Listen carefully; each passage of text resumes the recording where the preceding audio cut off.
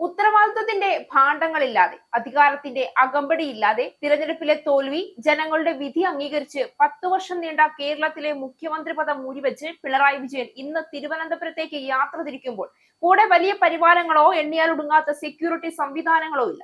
കഴിഞ്ഞ ദിവസം തന്നെ പിണറായി വിജയൻ തന്റെ രാജി ഔദ്യോഗികമായി സമർപ്പിച്ചു കഴിഞ്ഞു. തിരുവനന്തപുരം വിമാനത്താവളത്തിൽ നിന്നുള്ള യാത്രയ്ക്ക് പോലും മുഖ്യമന്ത്രിയുടെ ഔദ്യോഗിക വാഹനം ഒഴിവാക്കി പിണറായി സഞ്ചരിച്ചത് പാർട്ടി വാഹനത്തിൽ.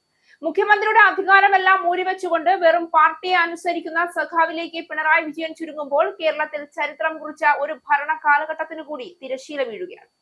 കേരള രാഷ്ട്രീയത്തിലെ സ്ഥിരത, സംഘടനാ ശക്തി, ദീർഘദർശനം, ഈ 3 ഘടകങ്ങളും ഒരുമിച്ച് ചേർന്ന് നിൽക്കുന്ന നേതാക്കളെ കുറിച്ച് സംസാരിക്കുമ്പോൾ ആദ്യം ഓർമ്മയിൽ വരുന്നത് പിണറായി വിജയൻ എന്ന പേരാണ്. കടുത്ത വിമർശനങ്ങളും രാഷ്ട്രീയ പ്രതിസന്ധികളും നേരിട്ടിട്ടും നിലപാടിൽ മാറ്റമില്ലാതെ മുന്നോട്ട് പോകുന്ന ഒരു ശൈലി, അതുതന്നെയാണ് അദ്ദേഹത്തെ വ്യത്യസ്തനാക്കിയത്. ഇന്ന് വീണ്ടും രാഷ്ട്രീയ ചർച്ചകളുടെ കേന്ദ്രത്തിൽ അദ്ദേഹം വരുമ്പോൾ ചോദ്യം ഒന്നാണ്: പിണറായി പതറുമോ, അല്ലെങ്കിൽ വീണ്ടും ശക്തമായി തിരിച്ചു വരും? കണ്ണൂരിലെ ഒരു സാധാരണ കുടുംബത്തിൽ നിന്ന് രാഷ്ട്രീയത്തിലേക്ക് കടന്നു വന്ന അദ്ദേഹത്തിന്റെ യാത്ര എളുപ്പമായിരുന്നില്ല.